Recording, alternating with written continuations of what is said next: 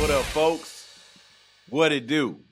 Welcome to another episode of the Best Advice Ever podcast with your boy, Mike Goodwin, the bow-tied comedian. As I start off each and every episode, I start off with the On the Road Again segment.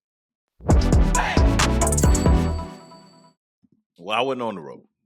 I was at the house. The spring break is coming up, so I had a week to basically decompress. 'Cause my schedule, man, I go. I've been going. So the way my schedule is kind of built right now is you got to get a rest when you can get a rest. I kind of have some places scheduled, but for the most part, I strike with the iron's hot, and then when the iron is unplugged, I'm unplugged. So I have a couple of weeks.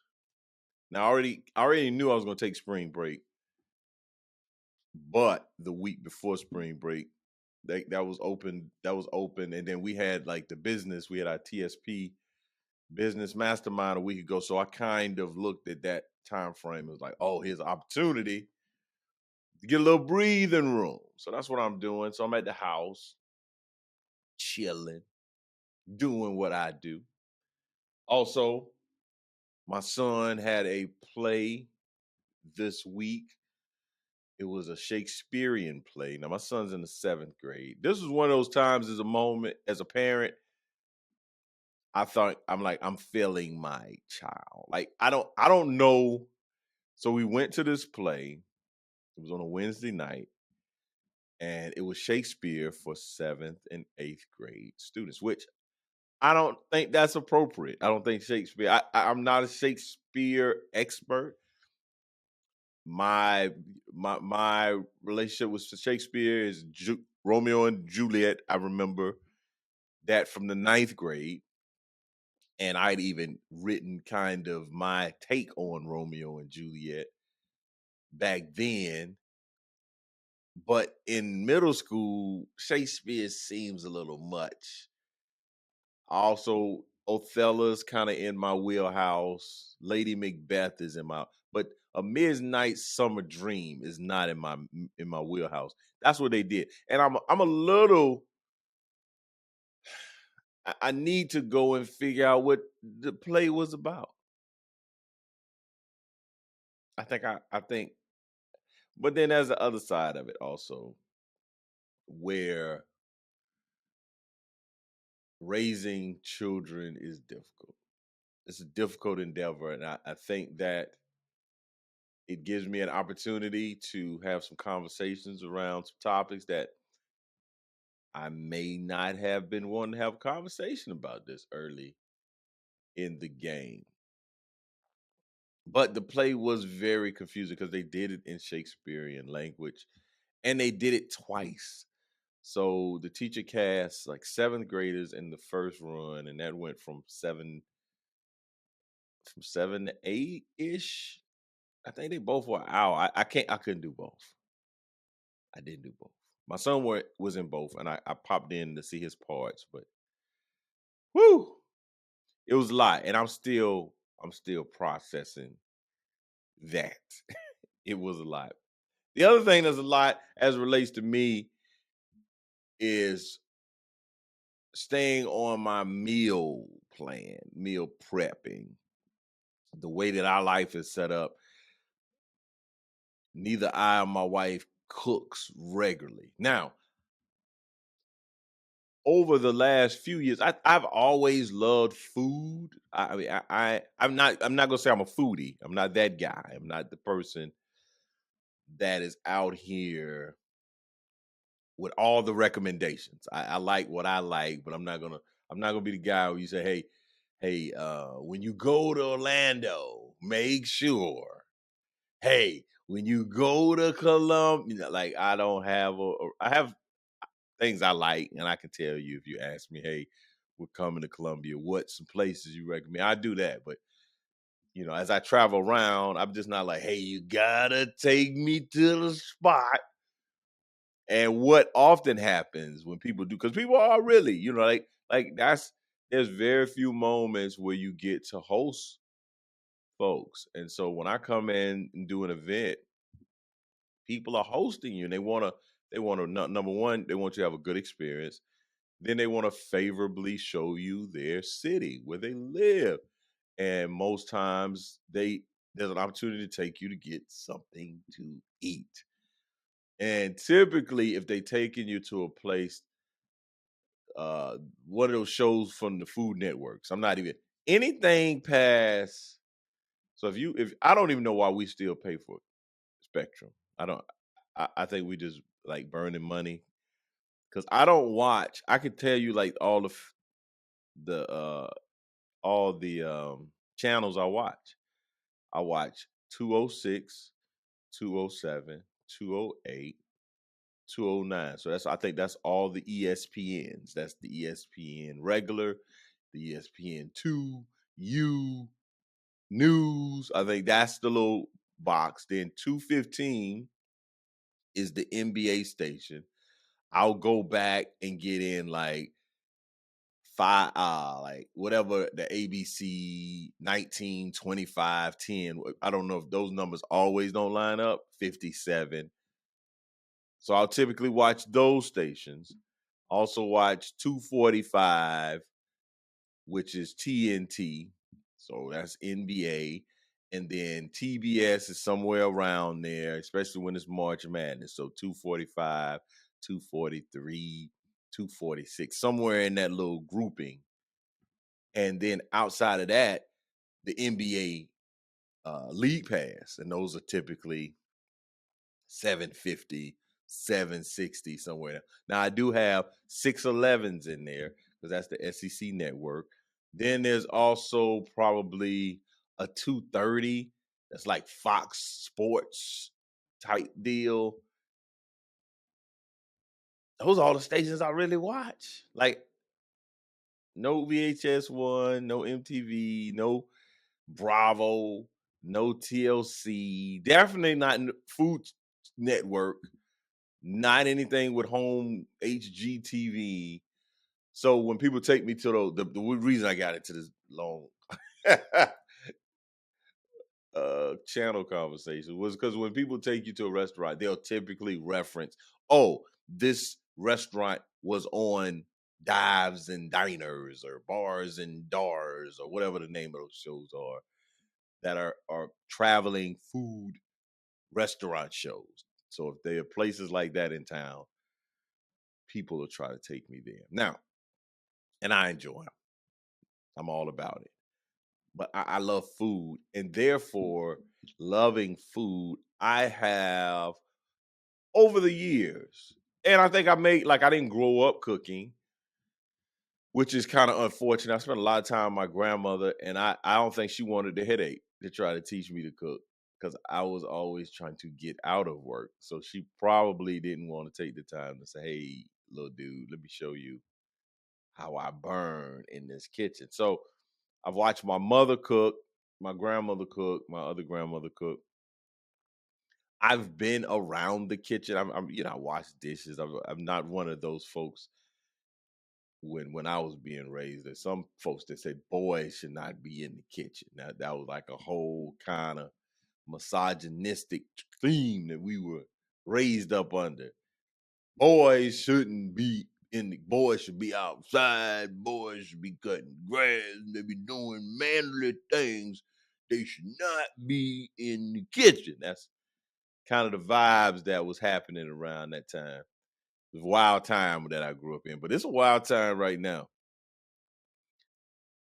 In saying that, I didn't really learn to cook per se. I could always make something to eat. Like Akatunde, a mentor of mine, he talks about the difference between cooking and making something to eat. I think even Marcus Wiley has an idea about that. It's the same macaroni and cheese or hamburger helper versus making a meatloaf.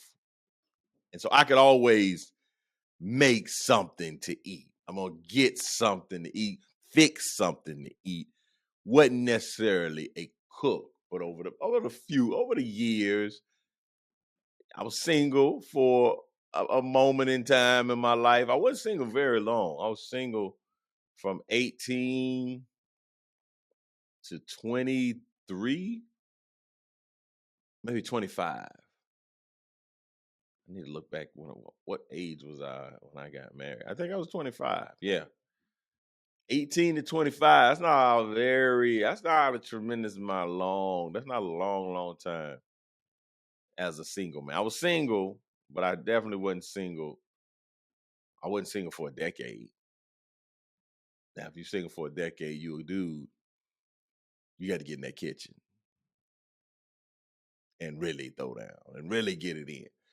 Or you just making a lot of money when you spending money on buying takeout. Now, that being said, I enjoy cooking. So I was in the I don't it's I don't, it's interesting. It's very interesting. I enjoy cooking. My family enjoys my cooking. I want cooking. I want to cook unencumbered.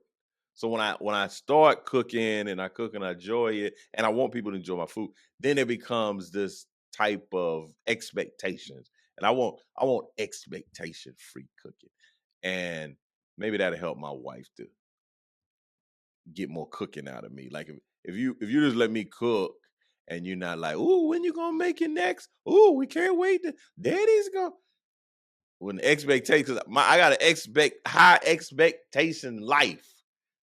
I don't need the things that I do for relaxation, rest and relaxation, to come with expectations.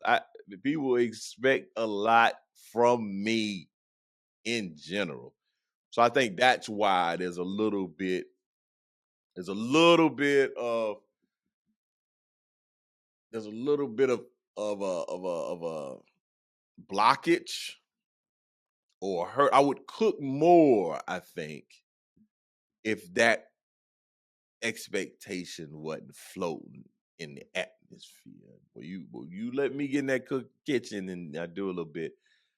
My wife be like, you could do this every day. I'm like, oh, here we go with the expectations.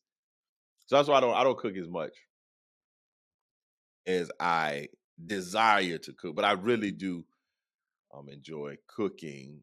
But because we're so busy, I'm not able to cook. My wife's not able to cook as much as we would probably like to cook. So we have to get food from other places. And I typically, when I'm home, I get food from this young lady that's a chef, and I have to pay her through Venmo. Now, I've talked about this. I don't think on the podcast.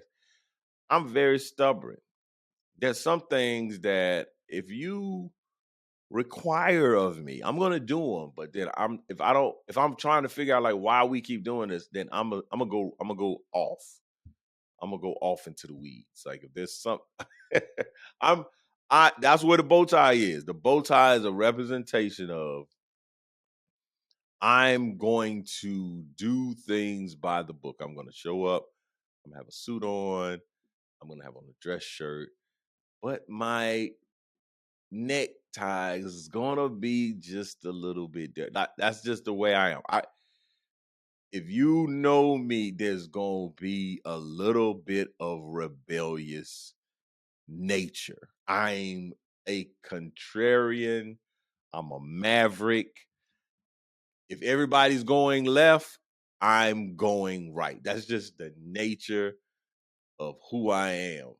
One of my avid listeners, a friend of mine, we went to college together. He always talks about this group that I went to a meeting a few times because that's how I am. Like, if everybody's over at the other group, I'm gonna go to this group and see what they talking about. Now, I didn't have any long-term connections to this group. I just wanted to see, hey man, everybody's over there. Let me go over here. And that's just the nature. You could even probably say that about my comedy. Like, man, why is this black dude in all these white spaces? That's the nature of who I am. If everybody's over there, I'm gonna go see what's going on over here. Now, I'm not saying I don't go over there because I go over there. I'll be over there too. I kick it over there. But I like to go and do things the way that I like to go and do things. And so that's just the nature of who I am. And Venmo requires me to my stubbornness to come out. Because in Venmo, when you buy something, they're in your business. And so I grew up at a time, man. You'll tell people your business. Like what happens in your house stays in your house because there was some bad stuff happening in the house. We should have been telling somebody, but it was some bad stuff. People said I just grew up on the mantra of keep folks out your business. Keep people. Don't nobody need to know our business. I can't believe you put my business on Front Street. None of your bit. That's in the DNA of Mike Goodwin is to keep people out his business. That's why social media is a little bit of a challenge for me. That's why podcasting. That's why, like, I want to go on stage. I kind of want the celebrity of the 80s and the 90s where it was mysterious. You didn't know what people were doing away from their profession.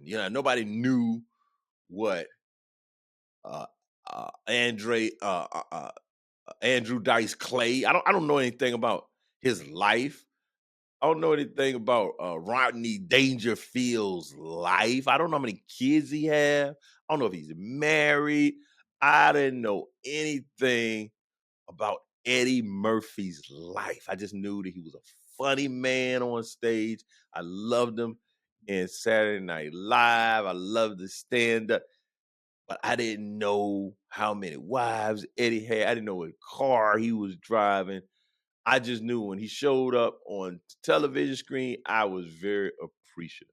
So now we live in the social media era, and people they want to know where you live, how many kids you have, what do you do in your downtime? And I'm just like, hey man, ain't none of your business.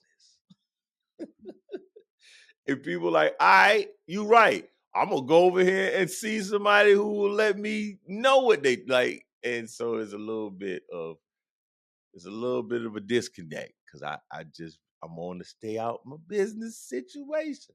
But in Venmo, when you purchase stuff, Venmo says, hey man, Mike Goodwin, tell us your business. Now I could make it private, but that's a little that little click, that's too much click. I don't want to be private. I'm not hiding anything. I'm not a clandestine. I want this to be public. I want this to be known.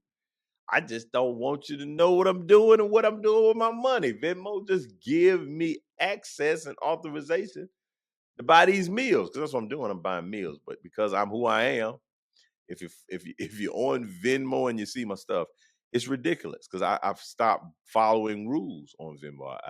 They ask me for a description of what I'm buying. I don't say meals anymore. Nope, nope. I say stuff like none ya, like none your business. That's what I say. I say things like hot dog sauce. I sure do. What else have I written? Stupid dope moves. I've told Venmo that's what I was purchasing. I'm on this kind of Harry Potter kick. I've taken a break, but I'm back when I was a little strong. I said I was buying the Golden Stitch. I was buying some Harry Potter styled spectacles. What is going on with Harry Potter's glasses in which they never stay broke? Like they stay on his face. It's the most craziest thing. As a glass person wearer, or a wearer of glasses, I'm astonished how this boy keeps those glasses on his face through whatever he goes through, whatever monster or or, or situation he finds himself in. Those glasses right there on his face. I've also said I paid for hip hop dance classes. I paid for eggs, jalapeno flavored ice cubes. I've done that. One of my favorite is Directions to Sesame Street. That's what I. Ah, that's just who I am, man. Also, happy Easter to you, those of you that are believers in the tradition of Easter. I'm a Christian, so this is like the Super Bowl, separate from Christmas. This is a big deal. it's always been a big deal. It's become a little less of a deal in terms of like how it impacts my life. Like I can remember as a child, it was Easter was absolutely paramount to my existence because I had to learn the speech. I don't know when I stopped learning an Easter speech, and the speeches got longer. Like the classic one. I just want to come and say Happy Easter Day. Like if there's nothing else, like the little kid get up there and they just be looking at people. Just say I want to say Happy Easter Day, and people clap. But no, I had long my joints was like stanzas, and I'm like, is this the Gettysburg Address that I got to present to the church tomorrow? But I was feeling good because you got some new clothes, and I wasn't, it wasn't a lot of moments in my time in childhood we got new clothes, but Easter was the haircut. I'm talking about from the shoes to the suit. I'm talking about he probably even knew underwear. Like it was going down for Easter. Easter, you was stunting on Easter. Easter was the day everybody, your yellows were a little yellower, your pinks, your pastels were popping, your haircut was on point, you had a dinner, family dinner. Oh, it's just a glorious Easter Sunday. Shoot. Now, especially if you knew your speech. If you didn't know your speech, you was out here struggling. You was out here not having a good day. But if you knew your speech, you killed your speech. Everybody give you all the speech props. Oh, great job on your speech. Oh, you look so handsome. Oh, shout out to old school Easter. Now, the best advice of the day is something that I said last week, and I think it resonated, and I wanted to spend some time talking about it today. And I'm even thinking about how I get to the segment, the best advice ever. I was giving kind of general advice that I've heard over the years, but now I'm gonna make this more specific to advice I've gotten, and it's impacted my life. And this is a piece of advice I've gotten as an entrepreneur, and it wasn't very long ago. It was probably 6 years ago. My wife, shout out to Rosalind, is the founder, and I don't know her title because her and my daughter but she's the founder of of Confidence by Gabby Both, and she introduced me to this entrepreneur business community. And again, the guy I talked about a week ago, Lamont Tyler, Lamont Lamar Tyler, basically looked out at a group of African American entrepreneurs and said, "No one is coming to save you. No one's coming to save your business.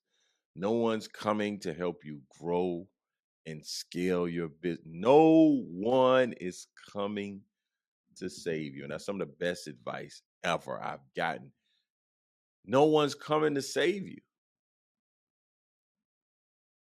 There's an attitude, or I say spirit of entitlement, where especially as a comedian, and I'm gonna speak specifically as an artist. We start, and I've seen it time and time again. Unfortunately, when you start out and you don't have a lot of guidance and mentorship, this thing that you created, this stand up, this artwork, this music, it impacts people, and people are like, "Oh my God, I really love your song, your set." And then you get this mindset. It just something happens where you like, who's coming to sign me? Who's coming to put me on their platform? It happened to me, and I'm going to talk specifically about me, because when you start talking in general, people are, well, that's not. I'm gonna tell you about what happened with me. I started doing stand up on the suggestion of another comedian. A comedian said, "Hey man, you should get on stage." And when I started getting favorable returns, when my shows were getting better, I started thinking somebody was coming to make me famous. Somebody was gonna come and make me successful. I'm gonna open up for this guy. He's gonna take me on tour with him. He's gonna introduce me to all the people that he knows in the industry, and then his manager is gonna sign me, and then I'm gonna be a new client. And none of that happened. None of that happened. I was even thinking about when I met Michael Jr., who's a comedian that I have great admiration for, and he's super humble, super successful, super hilarious. But I met him, we kicked it off great, and then he told me, "Hey man, we're gonna do some work together. Like, we should." So then there was an idea about a podcast that we were gonna create, and you would have thought, personally, I thought Michael Jr. was coming to save me. We're gonna do this podcast. It's gonna blow up. I'm on fire. Life is grand and gravy. And it didn't work out the way that I thought it was gonna work out. I've been on his podcast and we've done a number of things together, but I was sitting around waiting for him to knight me into success. And that's not what happens, people. You need to have your own vision separate from anybody else. No one's coming to save you. Stop waiting for a seat at the table. Build your own table. There's something I often put on social media every now and in my stories. Put your own self on. Stop waiting. There's advocates. There's people that's going to open doors for you. There's people going to speak on your behalf. That has happened time and time and time again for me. That's not a doubt. That's without a doubt. But it doesn't happen in the time frame in which you want it to happen. So stop thinking somebody's coming to save you. Nobody's coming to save you. Do it. You don't have to wait for permission. You don't have to wait for all the resources. My pastor said something today. There's never a perfect time to do something when you're doing it in faith. Like there's never going to be a perfect time to buy a home. Oh, the interest rates are high. Oh, I remember when I was leaving my job to do comedy full time. I was saying, well, hey, this next class, they have a biggest senior upcoming junior class. They're big. So get those guys through and get them graduated. And then I'll be able to. And my pastor was like, hey, there's never going to be a perfect time. There's always going to be something that seems like an obstacle. And if you just look for obstacles, they're going to continuously show up. So the best advice ever today to you is simply that no one's coming to save you, separate from your salvation. And but that's not this type of podcast. If you want to talk about a relationship with Jesus Christ, we can send me your information at info@mikegoodwin.com. Or go talk to somebody, a church. Find a church leader, someone in your area. So you know somebody that's walking the life of faith. Separate from that, no one's coming to save you. Even young ladies, I was thinking about this, and this might be a new bit. Where I talk about, we kind of talk the women like he's my knight in shining armor. Ladies, who you think gonna shine the armor if y'all hook up? If y'all get together, you're gonna be shining the armor. Nobody's coming to you. There's work that's required at whatever you're trying to accomplish. So go ahead and knock that out and do your thing. Hey man, thank y'all so much for tuning in to another episode of the Best Advice Ever podcast. I'm your host, Mike Goodwin. This happens every Wednesday. If you have a question, shoot in your questions to info@mikegoodwin.com. Follow me on social media. I'm at Bowtie Comedian on Instagram and Twitter.